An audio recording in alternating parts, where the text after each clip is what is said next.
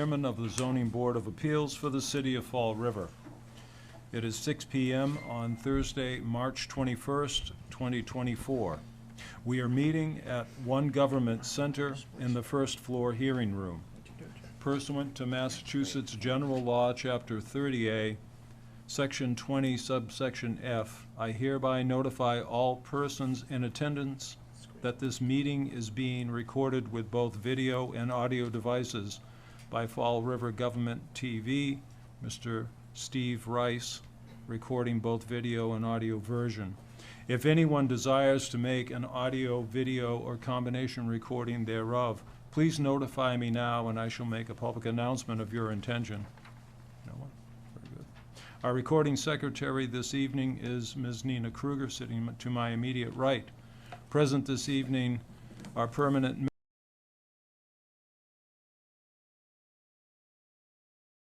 as alternate member Eric Kelly.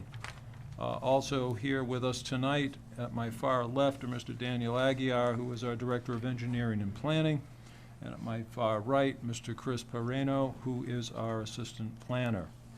Nina, have all petitions to be considered been properly advertised and all interested parties notified in accordance with the rules and regulations of the ZBA and Massachusetts General Law, Chapter 40A, as amended? Yes.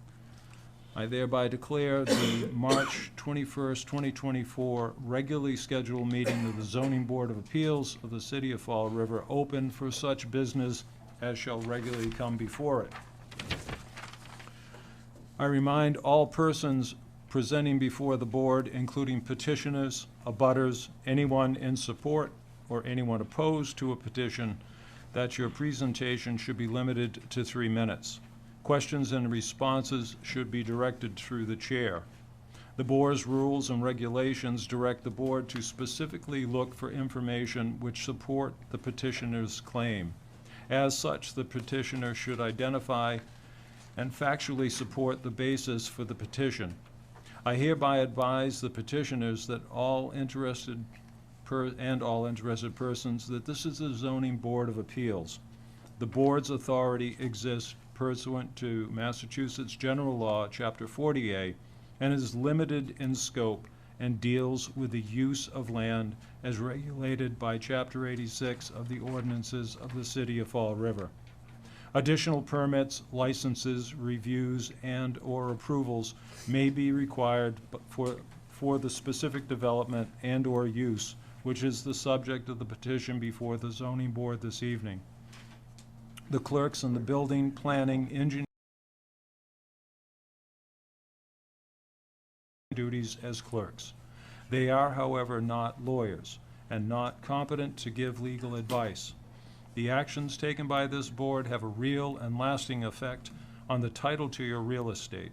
I urge all petitioners to seek competent legal counsel before filing your petitions and after a decision of the board has been made.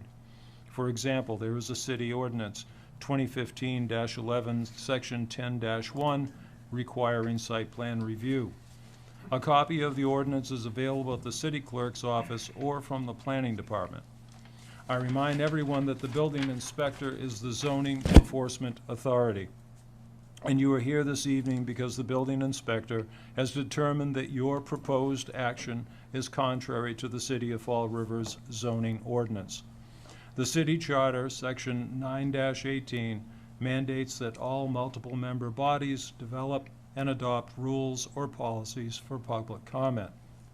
We have adopted such a policy, which in short provides for citizen input as zoning board specific matters at the end of the meeting. Sorry. I disclose that an official copy of the Fall River zoning ordinance is available at the city clerk's office and that one should not rely on the online zoning ordinance. Welcome, everyone. We have some housekeeping to do up front this evening. We have 3 regular members and 1 alternate member. So we only have 4 members voting. We have notified all of the petitioners tonight because if someone is petitioning for a variance, it requires 4 votes to pass. So you would need 100% of the voting members here tonight. If you are seeking a special permit, you need 3, the simple majority of the 5. 4, still 4. But it's based upon the simple majority of the 5, just as the supermajority is the 4 out of the 5. So you would need all 4 votes.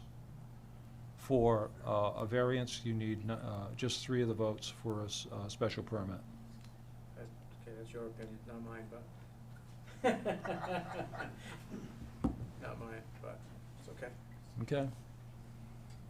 If there was a finding, we would only need a simple majority, but. so Right. My opinion is special permits and variances, but everyone can still act accordingly. Okay. We should have talked about it earlier. I thought everybody was under the same. I have a idea. basis for that, so usually when I'm sitting on that side. All right, You so can ask the attorneys as they come up one by one. we have 16 attorneys here. Which means you'll have 16 different opinions. That's right. That's right. And 5 engineers who can figure it all out. So here's the circumstances. We have contacted all of the petitioners and offered them the opportunity to table the action until a later meeting. And some of the attorneys involved and some of the petitioners involved have agreed to do that. I am just going to walk down this. If anybody is here for item number 01, which is 771 Rodman Street, you are going ahead with being heard. So that one will be heard. If you are here in the audience regarding that action, it is being heard. Under new business, 2446 Highland Avenue, which is the Cellco Partnership Verizon Wireless application.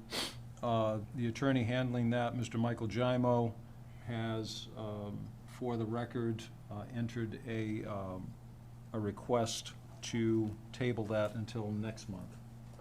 Should So we take a we should take these individually. I move that we permit the tabling without fee. Okay.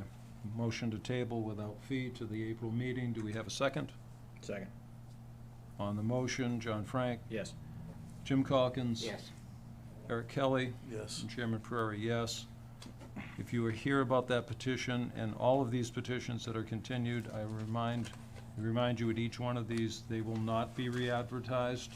And if you are in a butter, you will not receive a new abutters notice. So know that that item, number 1, Cellco Partnership, 2446 Highland Avenue, will be heard in April.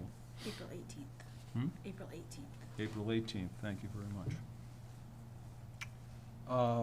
Mark Levin, item number 2, Big Dream Trust at 943 County Street Yes, we would request that this be postponed to the April meeting. to April. Can we have a motion on that, please? Move postponement for 1 month till April 18th meeting without fee. All right, Second. motion and second, John Frank, Yes. Jim Calkins. Yes. Eric Kelly, Yes. Chairman Prairie, yes. So, 943 County Street, if you are here for that, that will be heard on March 18th. No, April 18th. April April 18th, I'm 18th. sorry. I'm moving backwards in time.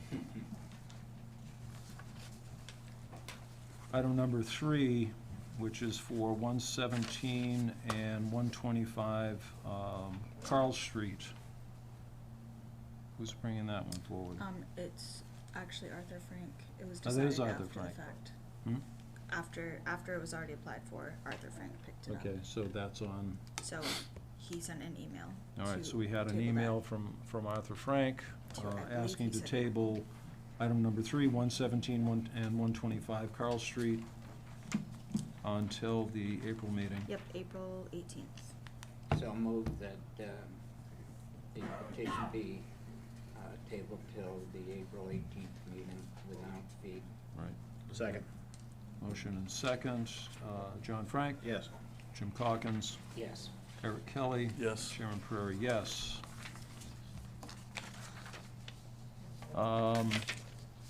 542 Hope Street and 15 LaFane Street.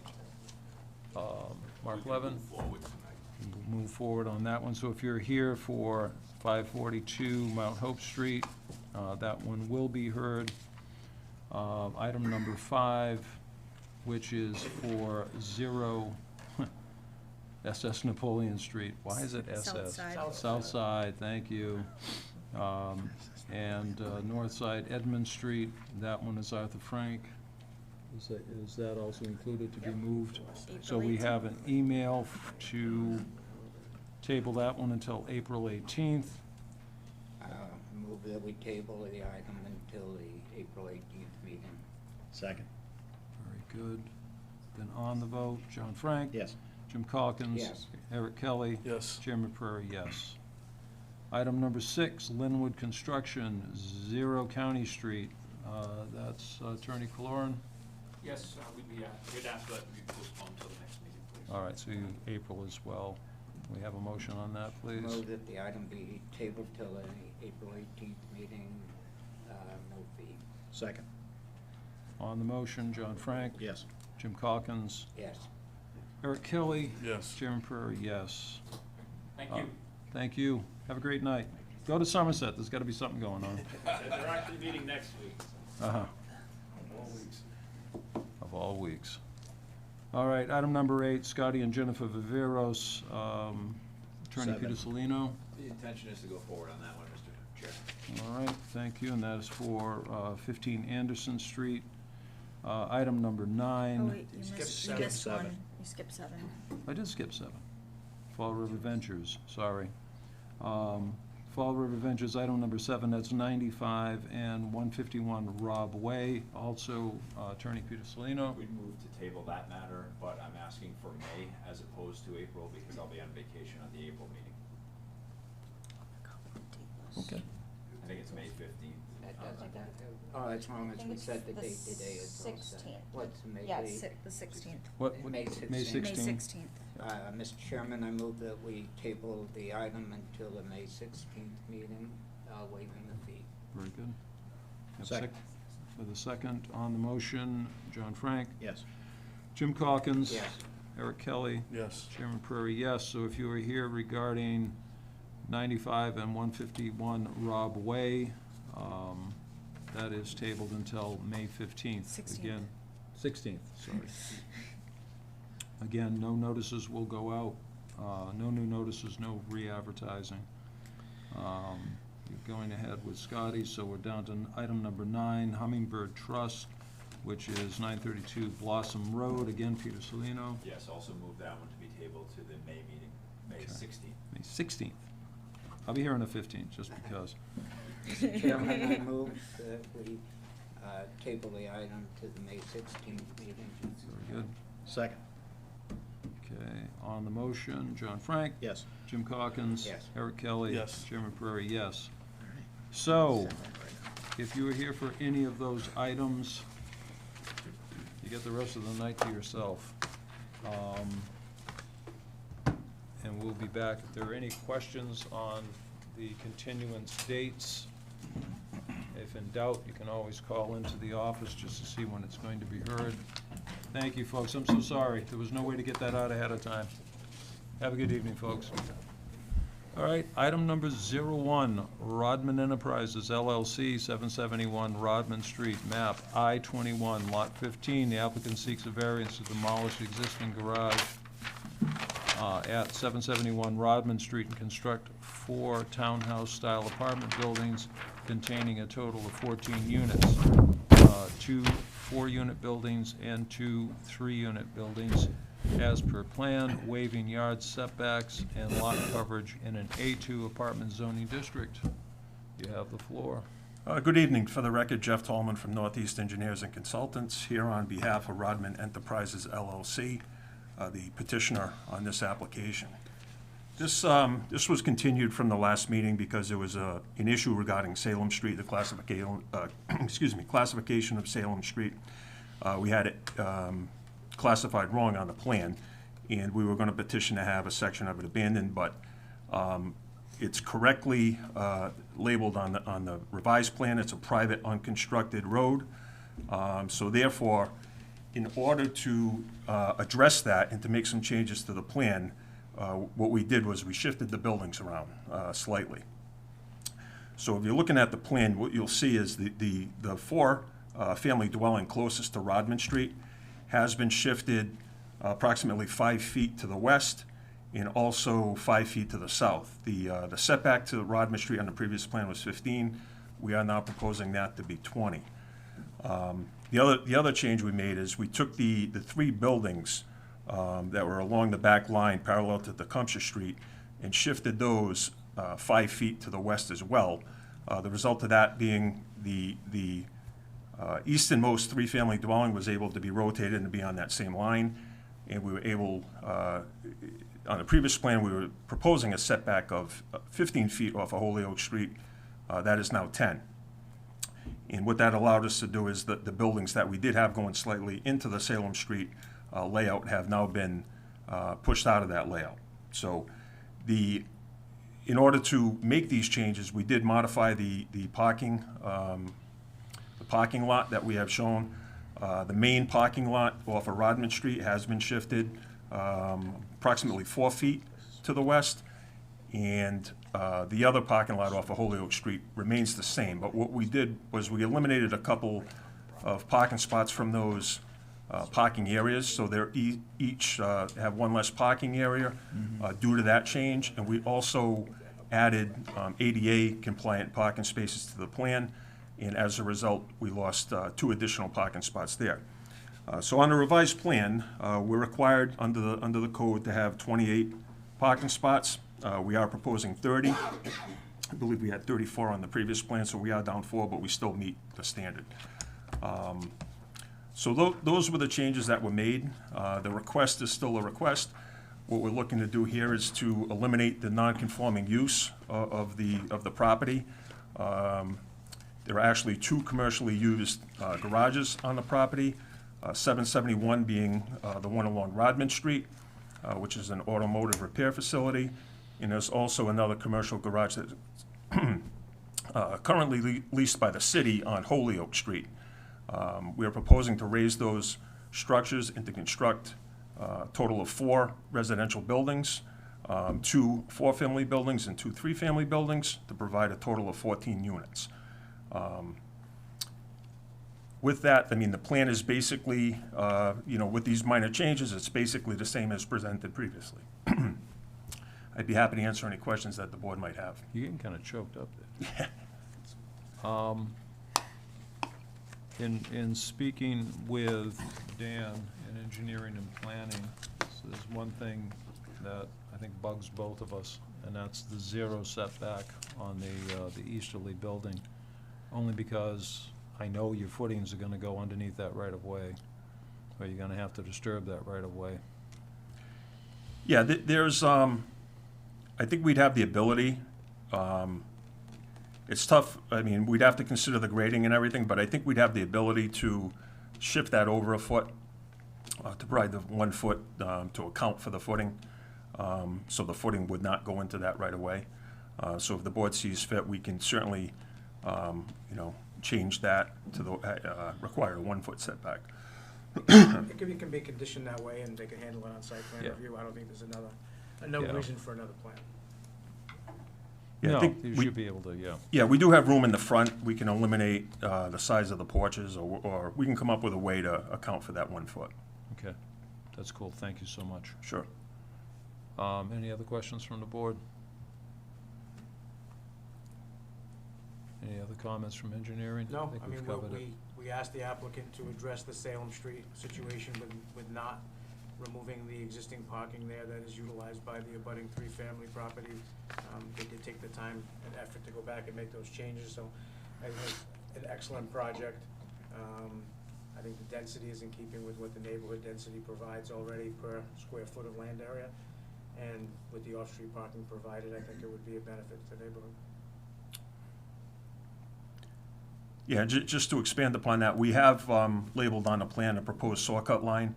So we will be maintaining 27 feet of pavement within Salem Street for use of the abutters, so they'd be able to park 3 cars Okay. in that area. All right, has anybody spoken to the abutters since the last meeting? Not that I'm aware of. I have not. Okay. All right, turning to public at this point, is there anyone here who would like to speak in favor of this petition? a question? Sure. I own that pre-tenement house at 791 Rodman Street, Yep. right next door to where I'm not objecting to him building this, whatever he wants to build. I just wanna make sure that I have my 4 parking spaces that I've had for years. So what's happening here, just so you're clear, and, you know, you remember this from last time, everything is out of that right-of-way. Your parking spaces are untouched. So I don't have to worry about that. And if somebody starts, There's somebody starts 4. parking there, There's 4. right, Not, I heard him say something about 3. Well, Well, they're leaving 27 feet of asphalt. Okay. So what's important to understand that this is a private way. And the same way I defended your rights to the private way, I will defend the applicant's right to the private way. This is a private way that provides access to abutting properties, including this one if they so chose fit. So parking across entirely a private way is prohibited, because you theoretically would now be prohibiting access to this property. So you own half of it by right. You both have rights to the full width of the way, which is 50 feet wide. So there will be 27 feet remaining. If you wish to stack vehicles, turn vehicles, continue to park, that's up to you.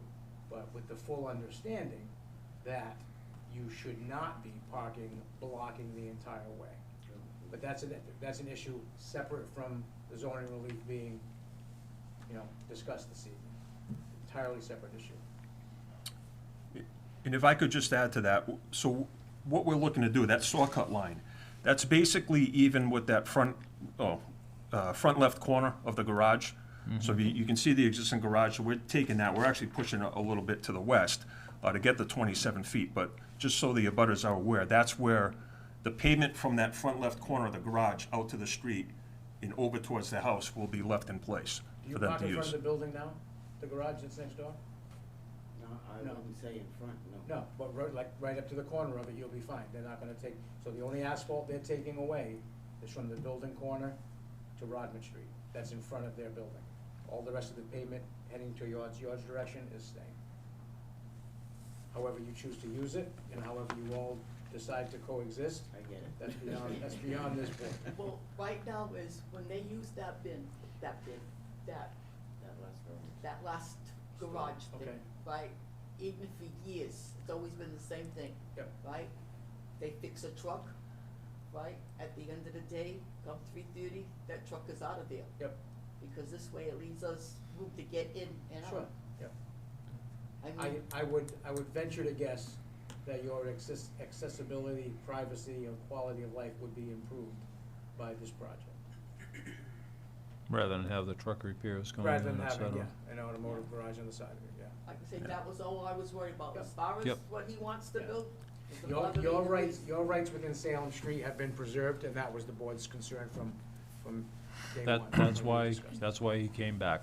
That, you were here, you heard it. I'm all set. I get worried about these private ways sometimes, so. And what was her name? I'm sorry. Patricia Costa. Okay. Anyone else wishing to speak in favor? Anyone here to speak in opposition to the application? My father has a few questions. No, I'm sorry, I live on Tecumseh Street, I'm sorry. I live on Tecumseh Street and my backyard abuts, and we have. Can I have your name, please? Yeah, George Tripp. Okay, Mr. Tripp, go ahead. So, Well, we've, sorry, so what was we've the got a address? 10-foot gate that we've used all for the last 40 years, maybe even longer. I think I was just a kid when we went there. Oh, here But we go. Yeah, just like you. Anyway, yeah, so we just wanted to make sure that we weren't gonna be blocked, but we open up right onto Holyoke Street, and Okay, so that, Yeah. I don't see anything as No, impacting that. so if anything, through site plan review, we're probably gonna get some improvement in Holyoke Street, I would assume, because it's now gonna be providing access to this apartment complex. Again, beyond the jurisdiction of the zoning board of appeals, but we'll have to make sure that Holyoke Street meets the standard required for accessing it for the residential Correct. purpose that it's gonna be intended to do. Yeah. So, but again, the access and rights to Holyoke Street, the access and rights to Salem Street are being unchanged by this petition. Okay. Okay. And that's number 408, sorry? Yes, it is. Okay. Are you right at the very dead end of? You're right, he's right at the end, yeah. Yeah, at the end, Yeah. yes. Which we questioned that property last month, so Yeah. glad you're here. So Yeah. you're good. Okay, excellent. Anyone else, questions or opposition?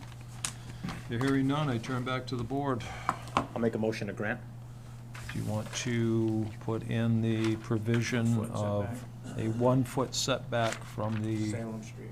on the Right, there will be a Salem Street modification of the plan with 1-foot setback on Salem Street of the proposed 4-family dwelling. And site plan reviews given. Second. All right, motion and second, any discussion, they're hearing none. John Frank, Yes. Jim Calkins, Yes. Eric Kelly, Yes. and Chairman Prairie, yes. Thank you. Good luck with it, it's a Thank great you. project. All right, now I'm confused. Which really doesn't take a lot. Okay.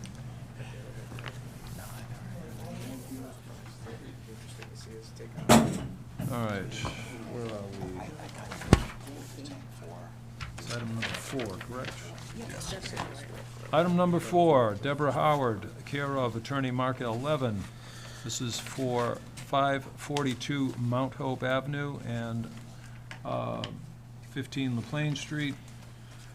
Map B04, lots 13 and 15. The applicant seeks a variance to subdivide the existing 7,500 square foot parcel at 542 Mount Hope Ave into 2 lots, leaving the existing single-family dwelling on a 5,000 square foot lot while conveying the remaining 2,500 square feet of the abutting property, 15 LaPlane Street.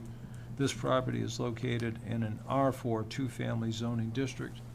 I will mention that this item has been before the board previously, and I'm sure Attorney Levin will explain the situation. Well, good evening. Attorney Mark L. Levin, law office is at 138 Rock Street, Fore of Massachusetts. I'm representing the applicant in this. And what I will start is back in 2019 when this board granted a variance.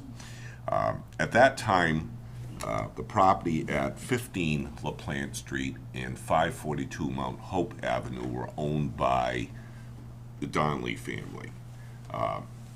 Prior to their decision to sell they used both properties indiscriminately where the boundaries were, and so they had plenty of room. When they were going to sell it, they realized that the property at Mount Hope, where you see that proposed lot line is where there is a fence, and they do have a shed and a dog run there. They were using that for their 2-family or 3-family dwelling next door as extra land. So the single family had a lot of land that the single family was not ever using, and that the extra area that we're asking you to allow a variance again is to add to that property so it has a larger lot. Now, the single-family lots in that neighborhood are pretty consistent to about 5,000 square feet. So I believe at the time they proposed this back in 2019, that was brought up and that was reasonable to take that little area away so that instead of that other parcel at 15 LaPlante only having 5,500 square feet for a multifamily, it would now have about 8,000 square feet. So we're asking you again tonight to allow that variance. So what happened is the Donnellys did in fact get the variance. They recorded that variance back in April of 2019. They then went and got a subdivision Form A plan in June of 2019, recorded that plan. Unfortunately, when their property was sold, counsel, not me, for the buyer at that time did not pick up that there was a variance or a plan. They used the original description from the deed that was in that title. And unfortunately, the Donnellys didn't pay attention that they were letting the attorney draw up a deed using the same description. And obviously, the attorney didn't pay attention, so there was not an issue. Because he just thought the whole parcel was going. He didn't see that the plan and the variance was on. So subsequently, Miss Howard determined, through her counsel here, Peter Salino, personal counsel, that she was paying taxes for that little area that the Donnellys have their shed and their dog run, and we're using it for extra parking space for their property. And we're here before you to ask that we can resplit the lot, have Ms. Howard convey it to the Donnellys, and the Donnellys pay their own taxes on property they're actually using and not on land that should have been split off and not intended to go to the Howards. As you look at the neighborhood, again, the multifamilies generally do have smaller, larger lots. Some single families do, but this is not inconsistent in the entire area. I know the plan only shows a few house lots there, but if you look at the areas around there, a lot of the single family homes are around 5,000, so it's not out of character to have this size lot. And certainly adding the extra 2,500 from 5,500 with the multifamily certainly makes it much more consistent with the conformity of that neighborhood and the conformity of the zoning bylaw. So I'm going to ask that you do allow this to be reinstated so that they can correct the mistake that was made back in 2019. Okay. All right. It's pretty clear. Any questions, comments from the board? I'll take that as a no. Anyone? Nothing from engineering, planning? Nothing. Is there anyone here who wishes to speak in favor of this petition? Anyone here wishing to speak in opposition to the petition? They're hearing none. I turn to the board for a motion on the matter. Move granting of the variance. Second. And on the motion, John Frank, Yes. Jim Calkins. Yes. Eric Kelly. Yes. And Sharon Prairie, yes. Thank you very much. Get Have it a all nice recorded, evening. will you? Make sure you take a nap on April 18th. Yeah, well, I'm just thinking, should I bring pizza for you guys? No. It might be a long night. It could be. Luckily, Hopefully Peter's bumping Attorney along till- Attorney Peter- Salino's Peter's got not rid of taking all of two. them into, To May. all right, Good night. Have a good one. night. So we're down to Hummingbird. Bundle up there. It's I know. cold Yeah, now for the first day of spring. It's gonna That's right, snow. this one. Item number 8 on our agenda, Scotty and Jennifer Viveros, care of Attorney Peter A. Salino, 15 Anderson Street, map D06, lot 16. The applicant seeks a variance to subdivide the property into 2 proposed single-family lots, waiving frontage and lot area in accordance with the submitted plan in an S single-family zoning district. Good evening, members of the board. My name is Peter Shalino. I represent the petitioner applicant, Scotty and Jennifer Viveros, relative to this petition at 15 Anderson Street in Fall River. This plan is probably pretty familiar to the board in the sense that this matter's been before you on a couple of different occasions. I'll speak briefly as to why we are here again. The last plan that was approved by the board had a lot line that was going through the shed. And so it proposed to divide the existing lot into 2 lots, leaving the existing single family on 1 lot and creating a new single family lot. But the lot line went straight through the shed, and the size of the house was a little different than ultimately my clients would like to build for Scott and Derek Viveros' parents. So ultimately what's happened is they've gone to the plan that is before you, which has a jog in the lot line as opposed to being square. And what that does is it prevents, and we discussed this at the last hearing, moving the shed. The shed is on a foundation. It would be a large undertaking to move. And as a consequence of that, we thought, I guess, a little better of the original design and are seeking to jog that lot line.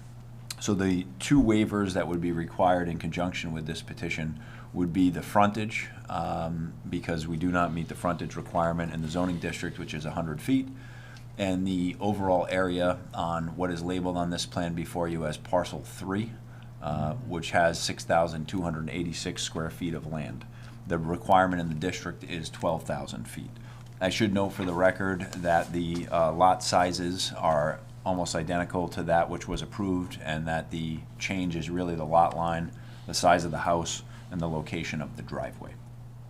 So I respectfully submit to the board that, as previously discussed, the hardship associated with the petition before you was that Scotty Viveris is looking to relocate his parents to this property shown as proposed single-family dwelling on parcel 3, that the removal of the shed would be a big undertaking, and as a consequence of that, we're asking for relief to create the what is shown as parcel 3 on the plan before you. And all Viverises are here if there are any questions of the Viverises. Is this the last time? That's my only question. We've got 2 nods. Mr. Viveris is. Got 2 nods. I'll take it. Any other questions from the board at this point? Is there a parcel 2 somewhere?